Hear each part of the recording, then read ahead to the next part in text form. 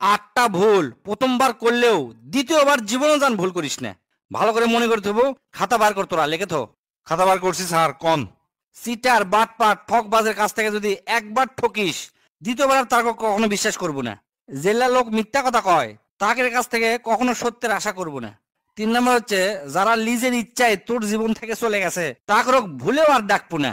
অসৎ লোকের সাথে সৎ কোনো আলোচনা করবো না। 5 নম্বর হচ্ছে, অতিরিক্ত অহংকারী এবং স্বার্থবাদী লোকের কাছ থেকে কখনো সময় আশা করবো না। অমানবিক লোকের কাছ থেকে জ্ঞান লিব না কখনোই। 7 নম্বর হচ্ছে, ব্যস্ত লোকের সাথে বন্ধুত্ব করবো না। এরা খালি তোকের কাছ থেকে কাম করে নিবি, কিন্তু উনি কখনো তোর কাজে আসবি না। আর লাস্ট 8 নম্বর হচ্ছে, যারা নিজের ভুল নিজে দেখতে পারে না, একের কাছ থেকে 100 হাত দূরে থাকে। এই শোনো না, আমি বয়রা না, বলো শুনতিছি। তোমাকে বিয়ে করে আমার জীবনে চরম একটা উপকার হয়েছে। এই কি উপকার? বলো না, বলো না গো। এই জীবনে যত পাপ করছি তার সাজা এই দুনিয়াতেই পাইছি। কি বললা তুমি? আমার ভুল হয়েছে, ক্ষমা করে দে। আরে ইয়ার, আমাকে না কুত্তায় কামড়াইছে।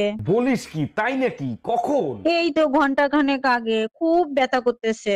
আহারে বেচারা, তা ডাক্তারের কাছে নিয়ে গেছিলি? মানে কি, কারে ডাক্তারের কাছে নিয়ে যাব? কুত্তারে? তুই চল।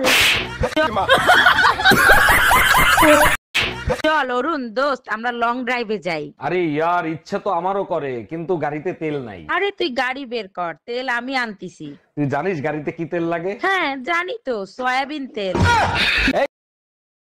ডাক্তার, গার্লফ্রেন্ডে শুধু কিস করছি, তাতে প্রেগনেন্ট হয় কি করে? এক লোক ভুলে বন্দুকের জায়গায় ছাতা নিয়ে বাঘ শিকার করতে গেছে। যখনই বাঘ সামনে আসছে তখনই বন্দুকের মতো করে ছাতা মেরে দিছে, আর সাথে সাথে বাঘটা মারা গেছে। এইটা কেমনে সম্ভব? নিশ্চয়ই অন্য কেউ গুলি করছে। এই তো বুঝতে পারছেন। Next patient.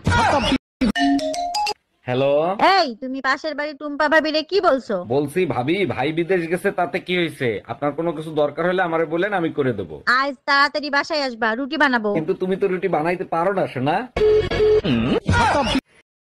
এই যে শুনছেন, জি ভাইয়া, কিছু বলবেন আপনি? আমি আপনার রূপের আগুনে জ্বলে পুড়ে ছাই হতে চাই। ও মাই গড, তাই নাকি? 100%। তাহলে ছাই হয়ে যান, সেই ছাই দিয়ে আমি থালা বাসন মাজবো।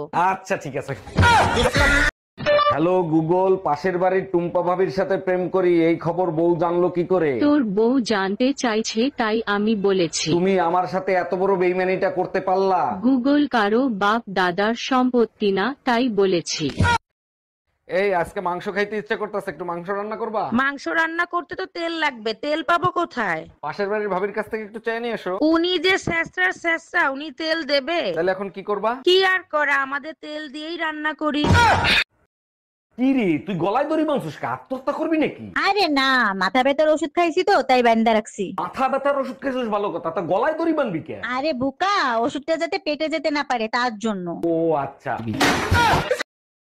তাই শুনছো, পাশের বাড়ির মফিজ ভাই আছে না, সে নাকি মারা গেছে। বলো কি, সর্বনাশ! ভাই তো বিয়ে করছে 6 মাস হয়েছে, তাই না? হ্যাঁ 6 মাস হইছে। ভরা যৌবনে স্বামী হারা হলো ভাবি। বেচারা ভাবির জন্য খুব কষ্ট হচ্ছে। আচ্ছা, ভাবি কি এইখানেই থাকবে না বাপের বাড়ি যাবে?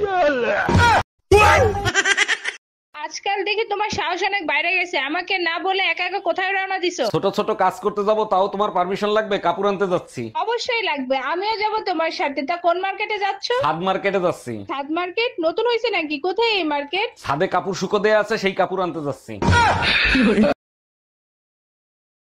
আচ্ছা শুনো, 1 থেকে 30-এর মধ্যে একটা নাম্বার চয়েস করো তো। 1 থেকে 30, 1 থেকে 30, 10 নাম্বার।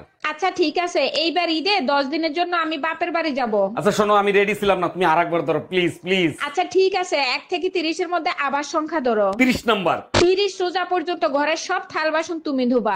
এই ভাবি, এত খুশি খুশি লাগতেছে কেন? আজকে মোবাইল রিচার্জ ওয়ালারে বেয়াকুব বানাই দিয়েছি। বলেন কি, তাই নাকি? তা কিভাবে বেয়াকুব বানাইলেন? শালা খালি ডিস্টার্ব করে ফোন দিয়ে, আজকে ভুল নাম্বার দিয়েছে, এবার বোস শালা। ও আচ্ছা।